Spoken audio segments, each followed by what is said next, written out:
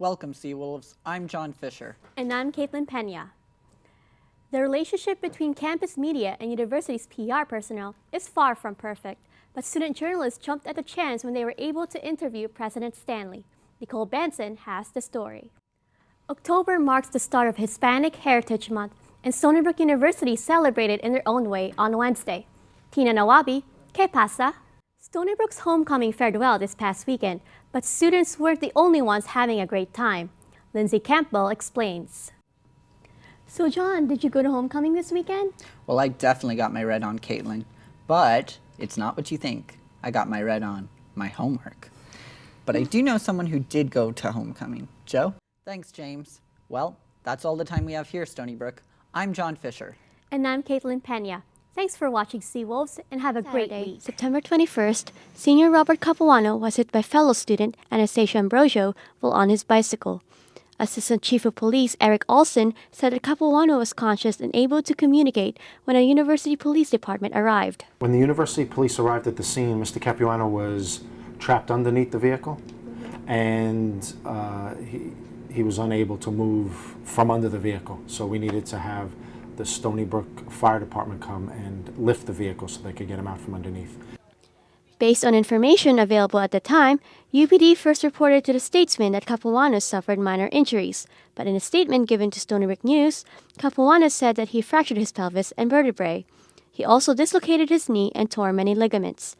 Capuano, a native of Brooklyn, is a philosophy and economics major and a resident assistant at Stony Brook. This is the spot where Capuano said he was hit and dragged 15 feet by the SUV and trapped underneath for 30 minutes. He told Stony Brook News that his doctors informed him that he wouldn't be able to walk without the help of crutches for at least a year.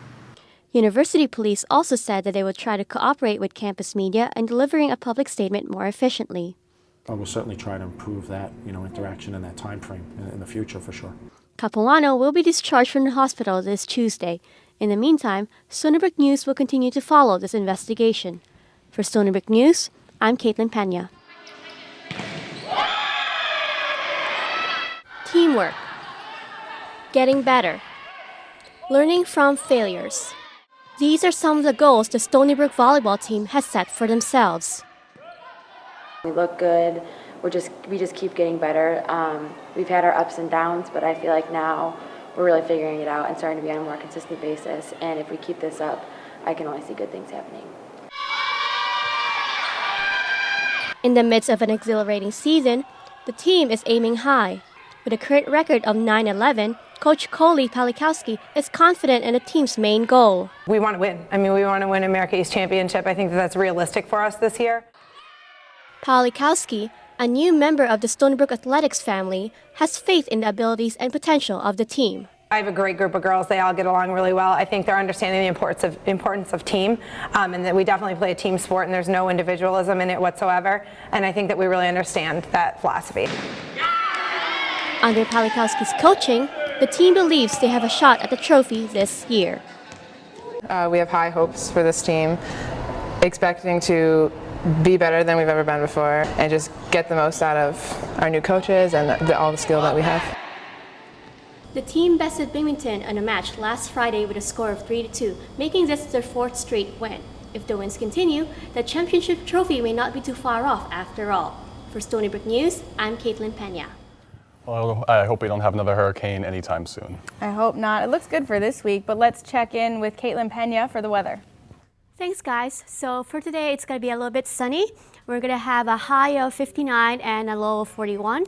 So if you look at our 7-day forecast, so Tuesday and Wednesday, we're going to have a little bit of clouds. Thursday, though, for Halloween, we're going to have a little bit of rain showers, but for the weekend, it's going to be real sunny. So if you don't want your cat ears to get wet, you might want to bring an umbrella. Back to you guys. Living in a huge college campus, resident students may feel a little isolated. But rescue comes in the form of the weekend mall and shopping route buses. And this year, USG sent out a survey to students proposing possible additions. Is to change the Sunday bus shopping route to go into Port Jeff and the Port Jeff Ferry for people taking that out of state. So we had those two proposals, and then there's also a third one they had about a coach bus to and from the city that would act as an alternative to the Long Island Road. But the most significant addition in the bus routes is the late bus to and from Port Jefferson on weekends. USG believes that this route would not only be safer, but would help prevent risky behaviors. To be realistic, people are going to be drinking. That's going to happen either way. So the idea is to be able to get them home safely. For this bus, USG would have to rely on an outside bus company. But how much will this cost the students? USG, as far as how much we'll support, I think we're not going to support more than $2 increase in the fee because we don't want to have students paying too much extra in fees every year. Stony Brook News asked students if they would think these buses would be a safe option to have. Well, yeah, if they're available, then people have no need to get into a car. At the very least, they wouldn't make it worse. Actually, that's probably a really good idea to have the bus route, because now you don't have to drive in between if you do go out and party a little bit. USG discussed the resolution for the new bus routes last Thursday, but nothing was decided. However, fear not, Stony Brook, the proposal might make a return trip if more senators get on board and approve it. For Stony Brook News, I'm Caithlin Pena. Can't see it, but there is a secret hidden from plain view in this hospital. The secret to better cardiovascular treatment, found here in the School of Medicine's new aortic center.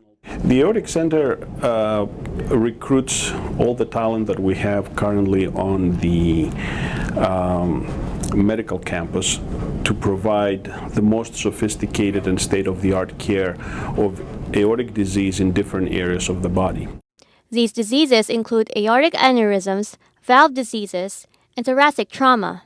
The center offers patients a variety of minimally invasive treatments, which avoid surgery when treating patients with high-risk diseases. Asim Gupta's grandfather suffers from chronic heart pain. When he heard about the center, Gupta was impressed.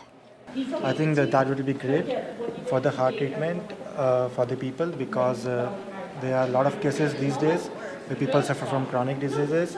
Dr. Tass said that the center would benefit medical students, especially those focusing on the cardiovascular system, because they would have the opportunity to care for patients with complex aortic problems through the use of the most advanced medical technology.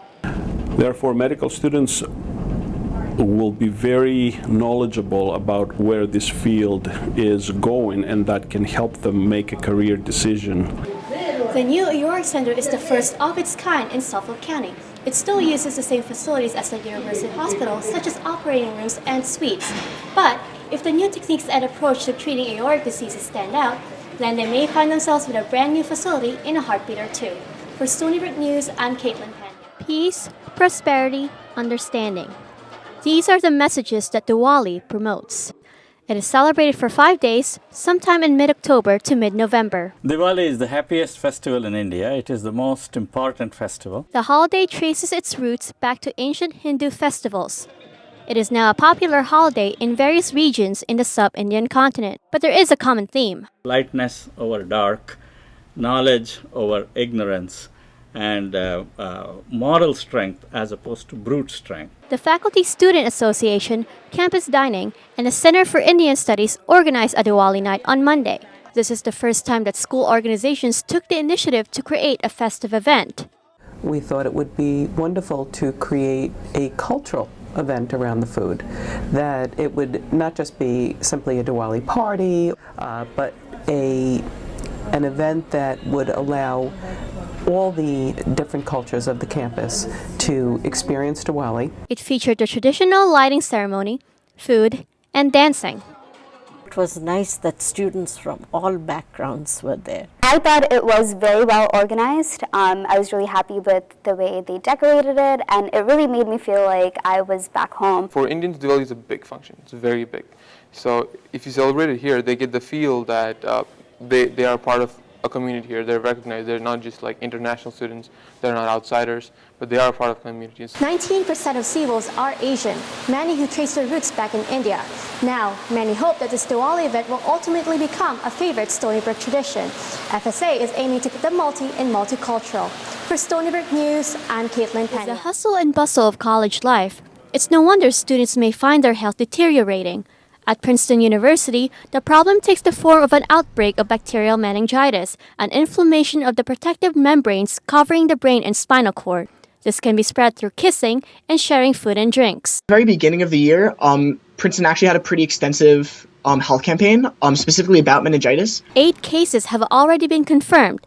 Cases for the same type of meningitis have been reported at both Monmouth University and the University of California at Santa Barbara. And they actually distributed these cups that say "Mine, not yours," that are specifically trying to prevent students from like sharing drinks and all that. Here at Stony Brook, the Health and Wellness Living Learning Center held a conference last Friday to talk about the health matters prevalent in college campuses like mental illness and infectious diseases. Robbie Kincaid, a clinical assistant professor at Stony Brook, emphasizes the importance of health. It's crucial. Student health is crucial, not only here on the Stony Brook campus, but all over the United States. Princeton is planning to distribute a vaccine called Bexpro, which is not approved in the U.S. But the question is, will this work? We know that different medications have different effects on different people. So if it's people that are outside the United States, their reaction to that vaccine might be different than here. But Professor Kincaid said that if the vaccine has been proven safe, it's worth a shot. I will probably be getting one. It seems like the right thing. It seems like a pretty dangerous disease. So I'd rather be safe than sorry. Students are advised to take advantage of the different health services available on campus if health issues come up. I think sometimes students don't feel comfortable going to those places because they're afraid of being seen by other students. With finals coming up and fall turning to winter, it is imperative for students to take care of their health amidst their hectic college schedule. For Stony Brook News, I'm Caithlin Pena. Hello and welcome to this edition of Stony Brook News. I'm Bushra Malik. And I'm Caithlin Pena. We begin with the deadly weather. Powerful storms and tornadoes tore through the Midwest last night, leaving hundreds of thousands of people without power and hundreds homeless. With at least 6 people dead, Illinois was hit with the worst damage, but the region itself saw widespread devastation. Residents of the Philippines are dealing with the aftermath of Typhoon Haiyan, which hit with an intensity never seen before. The damage has left whole villages displaced and thousands dead.